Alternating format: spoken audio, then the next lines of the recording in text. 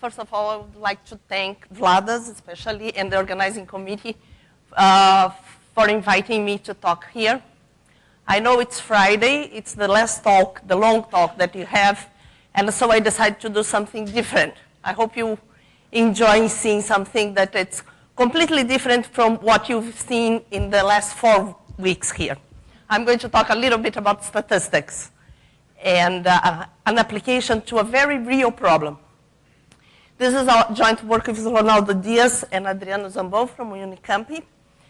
And this work is just 2 papers that came out this year. One of them just published and one is coming up. And it's based on a real problem. So first of all, I'm going to give you the motivation that we had to study this problem. But it's kind of very close to the real problem.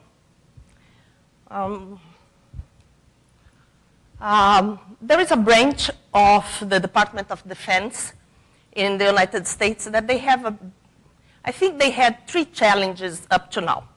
It was the 2004 challenge, 2005 challenge, and 2007 challenge. And this challenge, this branch is behind most of the big technological advances in planes and in all of the defense of trucks and everything. And one of the things that they are really interested now is unmanned vehicles. So they want to see how to get good trajectories for a vehicle that has no driver. You just can give 2 commands, start and stop. All of the rest has to be programmed and they have to go. Huh? No shoot. No. No, it's just start and stop. And this transparencies I took from their site. They have the sites of this. This is from 2005 challenge. You have a route, like a rally route. You have different kinds of terrains, you have different kinds of roads, and you have different kinds of obstacles. And you have to stay inside some prescribed roads, usually. You have some roads are easier to get through, some roads you have to avoid them because you will get stuck, for example. And the obstacles are, for example, they even have obstacles that are man-made, just put there to interrupt. And this is really, I think it's 150 miles, around 150 miles. And the vehicle has to be without the driver. The prize is worth. It was, in 2005, it was $2 million prize. It's bigger than it. And there are several universities that, they apply for this and they build the vehicles and they have all the engineering problem, the hardware problem, the software problem, and the mathematical part of the problem. This is where we try to give a contribution. And here we had, let's say, we are focusing on this problem in particular. They have several problems. We are focusing on the problem that you have here the road. You have to come to the road. You enter a zone like this that has obstacles, and you can choose a road to go like this. Also, you can have, for example, you can have checkpoints in several places. You have checkpoints that you have to go through and things like this. So you have constraints. This is a problem that is, in terms of optimization, it's a very hard problem because you have an optimization problem with large number of variables, and it's constrained. You have lots of nonlinear constraints. And here is a photo that what is not supposed to happen. The people that talked to us was people from Caltech, and this is Alice. This is Alice. And in 2005, she just crashed into one of the bumpers. So this is what we are supposed to avoid, this crashing and the detection of obstacles and things like this. So let me put, the problem that I'm going to focus, yes? Here, this is about 10 miles, I would say, but on the species. We concentrated on things that are not very, but the whole road is about 150 miles, and they have to finish under 10 hours on this. So what the problem that I'm going to focus is, you have an entrance point here. I'm going to focus just that you begin here. You have to end here, exactly here, and you have to cross this, avoiding all of the obstacles, and you have to do it in the fastest way, and I'm doing this, I'm putting the constraint that the fastest way here is going to be the shortest way. So this is not the best way. For example, it would be shorter here, but also you have constraints that the vehicle cannot do, for example, abrupt changes and things like this. So the problem that we just changed it a little bit, since we are mathematicians. We took this problem, even changed it into a mathematics problem. And what I'm going to concentrate is, I want to find a smooth function joining these 2 points, A and B, with minimum length and constraint to avoid the obstacles. And these avoid obstacles also can be put into, for example, being inside a prescribed region. For example, you cannot go outside this region, or you have a road and you have to follow the road. Also, we found in the literature that this problem comes in flight planning. You have a flight, you want to fly from here to Europe, avoiding the zones, the turbulence zones. So there are zones that are known, and you want to do it avoiding the turbulence zones, and the shortest route possible on this. This problem usually is tackled in the optimization problem. It's tackled basically in the following way. They take the region, they just do a grid on the region, they put the places where you can go, they are just black, the places that you cannot go are white, and you have to find a path that goes through black sites. And you refine it by refining the grid. And this is a very high dimensional problem, and the more headings and constraints that you have, the more difficult and slow the problem that gets. So in our case, what we are going to do, we are going to transform, we are going to look at this as a functional problem, and we are going to transform an infinite problem in a finite dimensional problem where only few coefficients have to be computed. So usually you have to do optimization in 8 dimensions. This is what we did. So it's very fast. And we transform the constrained optimization into an unconstrained one. So you just can put in MATLAB and find the minimal route. Also, we can easily deal with what they call pop-up threats. It's like they have an obstacle that just pops up, and you can look at this. Or for example, when you have a plane, sometimes you don't have a turbulence zone in the map, but sometimes they discover that it will be there, and you have to incorporate this in information. And the novelty that our approach has is that we can incorporate several types of randomness in this. And this is what we were looking for, because if you just think that you know exactly what the obstacles are, this is the first part that I'm going to explain, the problem turns out to be kind of simple. But this is not what happens. What happens is that, remember, you can only give start and stop.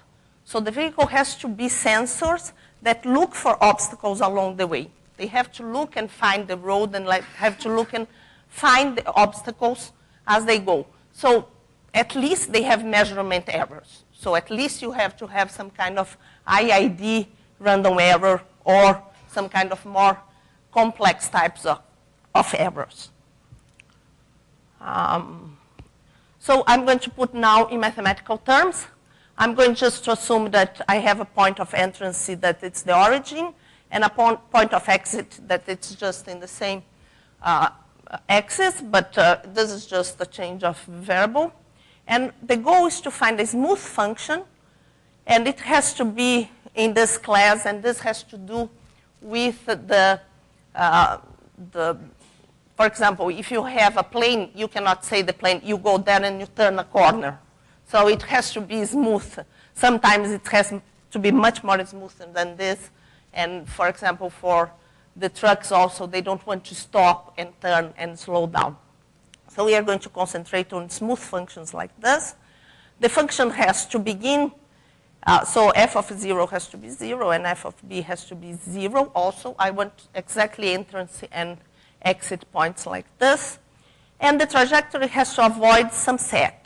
Gamma will be just the union of all of the obstacles. Or for example, if I want to follow a road, gamma would be everything outside the road. I want to avoid the set gamma. So I just ask that the graph of f intersection with gamma be empty for everything. And I want the function f that minimizes the trajectory. And here we put the cost function to be the length of the function. But it could be more things, for example.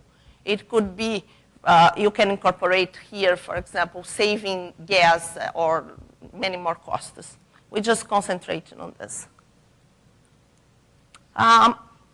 So we looked at this problem as a penalized problem. Instead of looking as something that is constrained on this, we put a penalization to do this. So we want a penalization. It could be not so extreme as this. For example, there are some times that, okay, you can choose if you get a road that it's bumpy, for example, against a road that's longer but it's smoother. Here we are saying that we have an avoidance set, but this can be generalized in several ways. So we put our penalty saying that, okay, you don't pay anything if you avoid the obstacles. And you pay infinite if you get into one obstacle. You just lose the race and it's over. And if you put in this way, this is a problem that has no solution if you just ask to do in the set of smooth functions. So what we did is first we changed this penalization. And we took, instead of a penalization that is just dichotomics, 0 and infinity, we took something that approximated it.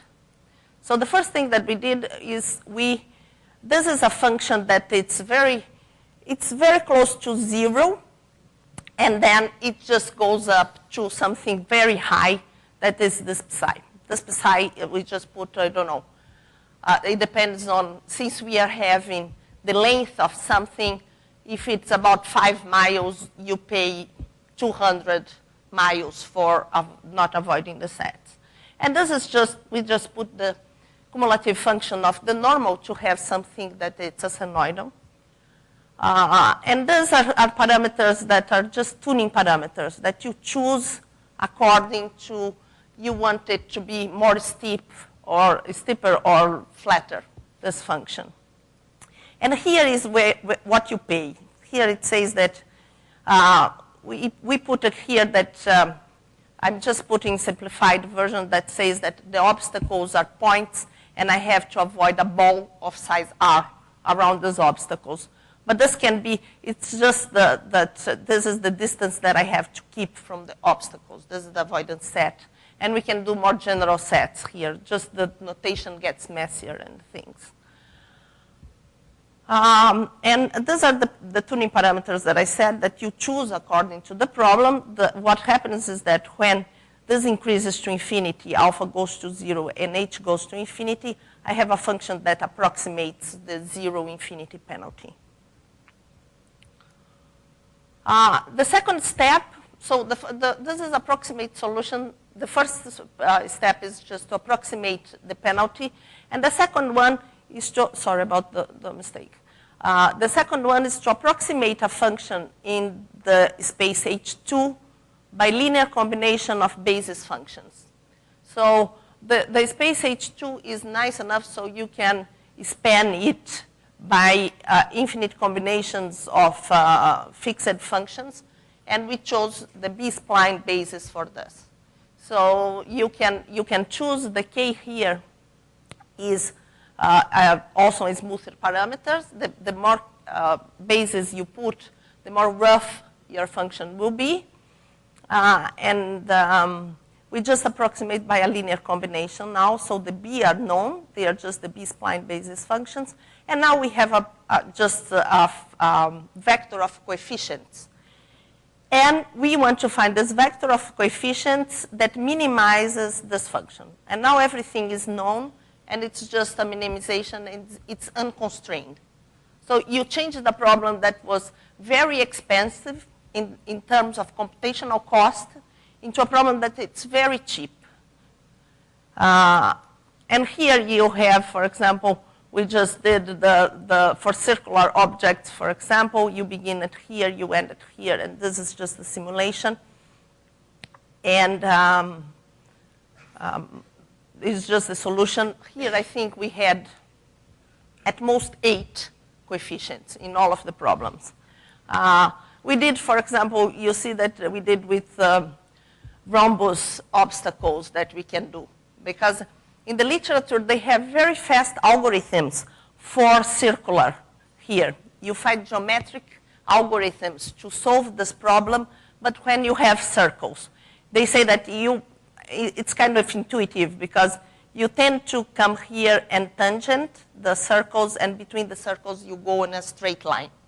So they have very fast algorithms for do this, but these algorithms cannot be generalized for general obstacles, and our algorithm doesn't lose anything if you change the shape of the objects. So this is the deterministic problem. Is like you know where the obstacles are. Someone tells you the location of this. The second part is we want to put some stochastic error here. So again, I'm just taking that my obstacle field is union of balls, but this is not crucial at all. This is just simplifies notation and the interpretation and also the pictures. So I'm assuming that I have obstacles, several obstacles, and for each obstacles I have several observations. And this will follow a specific stochastic model depending on the type of sensor.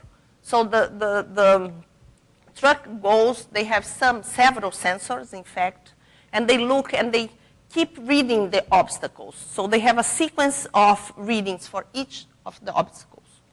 So the first model that we own here, we put a model, a general model for all of this. The only thing that we changed the problem now. We have a parameter, an extra parameter here, gamma. It depends on n, that it's the number of readings. We find the solution also from a minimization problem for this function. And this function is exactly the same function that we had, except that here, instead of having the obstacles itself, the distance between the trajectory and the obstacles, we just fatten the obstacles a little bit. Okay? And here, this fattening, we think, okay, I think that the center of the obstacle is a point, and I don't have a precise reading, so I want some kind of confidence ellipse around it. So it's a fattening. And I just have, for each of the stochastic model, I have to have a way of deciding what is going to be this. This is just, like I said, it's the union for all of the obstacle of fattening of what I think would be the true values of the obstacle field. And we do this using confidence ellipses for the estimators of, this is the center of my obstacle. Remember that my obstacle field now is just points and balls around the points, and this is the center of each ball. So the problem here is to find good estimators for mu based on my observations and good confidence ellipses for everything. So the easiest problem is when I have IID scenario. So what I have is I have several obstacles and I just have measurement error. So I read the center of the obstacle with certain measurement error, and they are all IID and normal here. And here we can do with different covariance structures. For example, an object that is in a dark spot has larger variance than an obstacle that is in open field, or things like this. And we assume that we have n independent readings for the process and based on this. So this is very easy. You just take the ellipse, the confidence ellipse, the usual confidence ellipse. And the main theorem that we have, in fact, is that the solution for the problem is that the more observations that you have, the best you estimate it, and you agree with the solution for the deterministic problem, that it's the first one. So this is what happens. The balls here are the true obstacles, but assume that we don't see this. We just have measurement errors. So here you have the ellipses, and here we have, I think, 1 observation, 10 observations, and 30 observations. So you see that, of course, the confidence ellipses, they just get inside the obstacles, and you have convergence of the trajectories to the true one or the deterministic one, that it's exactly what we wanted. So it gets very, we put different degrees of complexity in the problem, for example, to see if we could find, at least our theoretical autonomous vehicle can find its way on very complicated obstacles fields like this. Here there is just one problem that we solve later. Is since we are asking this to be a function, you cannot come here and discover that there is no end and come back. So we have to do something that it's a function. So we can do it by parts. And here is just to say that, for example, it's not just the obstacle. You can put roads, for example, to constrain. And you can put checkpoints. For example, in rally competitions, they have checkpoints to see if you didn't do just from here to here and win the race. So they have checkpoints along the way. So all of this can be incorporated very easily on that model. It's no problem. So the second, of course, generalization that we thought is, okay, independent errors are not okay. They should at least be Markovian. You have to have you learn as you go, and you do it sequentially usually. So why don't you have correlated noise? So we just put a structure, a Markovian structure on the noise of the readings, and we put a Markovian that every time at each reading, you just correct your mean by what you saw and your variance also. This is a very simple model. But here now, what happens is, remember, we have to have a very good estimate for the placing of the obstacles. And in the IAD case, of course, you just use the average. So it's very easy. You just do the sample average. Here, we decide to use the maximum likelihood estimator of this. Since it's Gaussian, the likelihood function, it's easy. And the maximum likelihood estimator is no problem at all. Except that when you try to do the confidence ellipse for this, now you have to have the variance of this estimator. And when you try to do the variance here, the variance of mu hat, it's kind of messy. And it turns out that you have to do matrix products to do this, and then it gets computational intensive. We don't want to increase the time of computation, because this has to be done in real time. The car cannot stop and do all the computations and go on. So this has to be very fast. And if you tell them that they have to do 3 pages of matrices products, they don't want this. So here the problem was not the estimate of this, but to find some kind of confidence ellipse for this based on something that was not just the analytical form. And here it's easy to see that these estimators, since they are maximum likelihood estimators, for the Markov case, they converge to the true values. And to compute the covariance matrix, here we have to compute this, and this is very unstable. So what we decided is to use a Monte Carlo simulation. So we are going to do Monte Carlo simulation, and this is very fast, and it can be done. And moreover, it will give a confidence region with coverage probability exactly what we need. So you don't lose anything by doing a Monte Carlo procedure instead of the theoretical one. And the Monte Carlo procedure here, I just put, it's, we just did very simple bootstrap. We just generate independent samples with common distribution that are independent of the true values, and they have the same distribution as this variable. And to do this is, at least in this case, in the other cases we have more problems, but in the Gaussian case, you just use the conditional distribution, and the mu here, they just disappear. And you just compute for each of the Monte Carlo, you compute a sample, and you just find the covariance matrix with the Monte Carlo estimates. And this is going to be the confidence ellipse that we use on this problem. And the confidence ellipse has the coverage probability exactly what we need. And for large samples, we can use the chi-square, that it's very, very fast. And here is the problem now with the Markovian errors. So here we have different kinds of, every time that you have an extra reading, you get a smaller confidence ellipse. And you get better and better trajectories on all of the cases.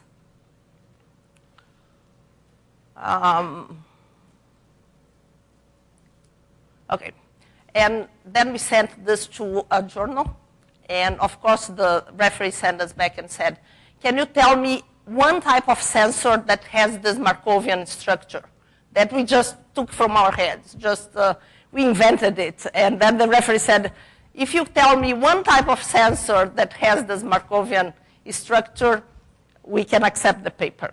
And in fact, it's very simple. The one that we did is very, very simple. There is no real problems that do this. But looking in the literature, you can see that obstacle detection, it's a very hot topic, and finding roads is also a topic, and most of the algorithms they use Kalman filter.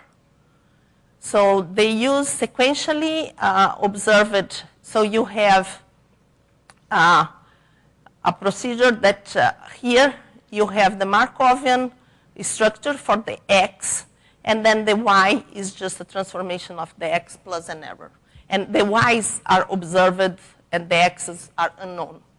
So most of the procedures for road detection and for obstacle detection are based on Kalman filters. Different types of matrices for F and G, but most of them, they just follow on this case. And in our case, for example, for obstacle detection, the only thing that you have this type of model, and you have the initial data for X to be the true location of the parameter. And here again, the problem comes out of using this model to find good estimators for mu and to find confidence ellipses for mu. And here you just have to do the computation for this. If you have this model, you can write the maximum likelihood estimator for the mu's using a recurrency expression for some transformed variables, and you get a likelihood function of this form. So you have an expression for the likelihood. Having an expression for the likelihood in terms of mu, at least you have a way of finding maximum likelihood estimators for mu, and it has not a bad form. It has a closed form, so it has a nice way of getting estimates. Again, the problem here, it's much more complicated than before, is how to compute the variance, the covariance for this. Lucky for us, the same procedure that we thought in the simple case just comes very natural here. you can do exactly the same Monte Carlo procedure that we did in the other case. It's just that you have to use the common filter starting at 0. If you do this, you can get Monte Carlo estimates for the covariance matrix. Just because here the normal is very nice. It's translation invariance. Just the mu is the location parameter. So if you take the mu, you get your variance, and then you put wherever you want, in particular on the mu hat. And again, we have a confidence ellipse that has exactly the coverage probability that we want here. So you can have it 95% or 99%, depending on, I think for planes, I would rather have them have 99% than 95% confidence ellipses for this.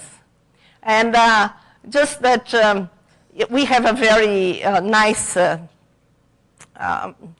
special case that it's the random walk plus noise. So the random walk plus noise, you can do all of the computations by hand and everything works.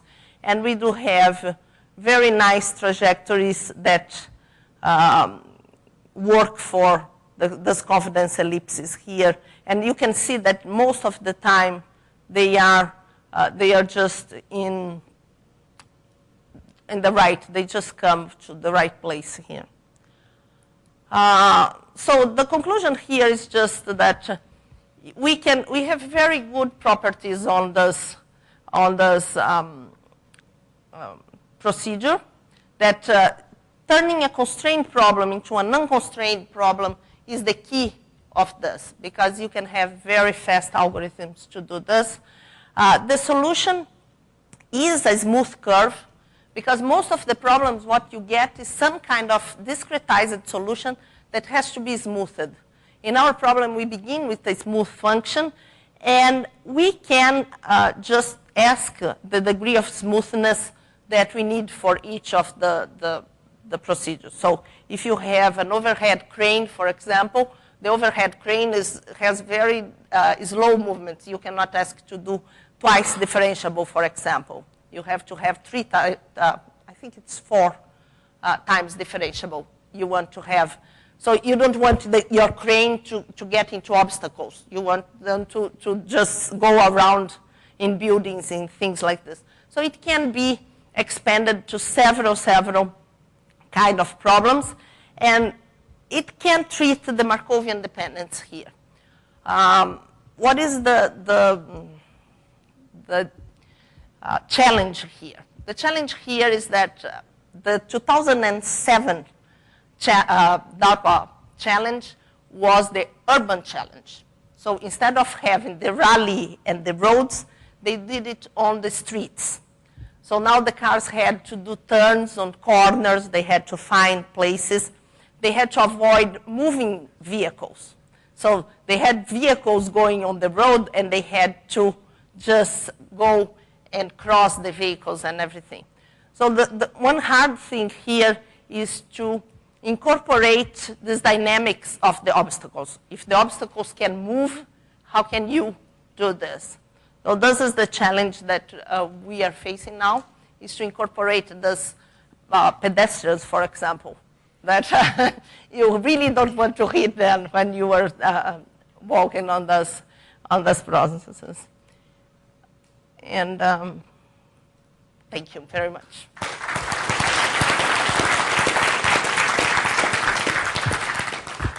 Any questions? Yes. So I was wondering, you were talking about sensors. Yeah. And so the car would move along and then see the object. Yeah. Whereas your optimization problem somehow assumes that you already know the object. No, not in this Markovian scenario.